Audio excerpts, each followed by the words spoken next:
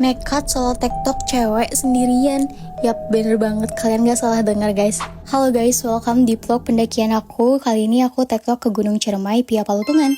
Di sini aku sendiri dari rumah itu ke base camp, dan niatnya itu berdua sebenarnya sama teman aku, tapi karena dia nggak bisa dan itu dadakan banget, akhirnya aku tetap nekat naik sendiri. Sebenarnya nggak boleh solo hiking itu, tapi karena di sini aku gabung sama rombongan pendaki lain, itu pun kita nggak kenal sama sekali. So, aku mulai trekking jam setengah 1 malam dari base camp, dan estimasi sampai pos 1 itu kurang lebih 1 jam. Nah, kalian bisa lihat sendiri situasi dan kondisi di pos 1 Cigowong ini sepi banget, gak ada pendaki lain atau rombongan lain. Aku mutusin buat break dulu sebentar di shelter. Nah, kalian bisa lihat kan posisinya ini bener-bener gelap banget. Oke, lanjut trekking lagi. Sampai di pos 2 itu hujan udah mulai turun lumayan deras, jadi aku bakal pakai jas hujan dulu. Habis itu lanjut jalan lagi. Nah, selama di trek suasana itu hening banget, cuaca cuman kedengeran rintik hujan. Ini tuh udah sampai di pos 3, aku nggak berhenti dulu karena belum ngerasa capek, jadinya tetap lanjut ke pos 4. Dan di sini tuh tadi ada yang diriin tenda. Oke, sampai di pos 4 aku istirahat sebentar sambil nunggu pendaki lain lewat atau nyusulin aku. Tapi karena nggak datang-datang, aku mutusin buat lanjut aja, soalnya lamaan itu bikin kaku lagi dan itu cuacanya udah mulai dingin. Oke, lanjut sampai di pos 5 jam setengah 4. Di sini banyak yang diriin tenda karena emang ini tuh tempat camp gitu. Di sini tuh aku break dulu di shelter buat ngemil sekalian nunggu rombongan lain datang. Nah, karena cuaca di sini tuh makin dingin, akhirnya aku pakai jaket lagi, tapi kalau udah mulai trekking pasti dilepas lagi. Soalnya masih suka gerah gitu. Nah, sampai di pos 6 pasang gerahan, ini tuh jam setengah 5 pagi. Di sini juga banyak yang diriin tenda dan ada shelter emergensinya juga. Kebiasaan aku tuh ya kalau TikTok tengah malam gini suka ngantuk banget guys, karena mataku nggak kuat. Akhirnya aku mutusin buat masuk ke shelter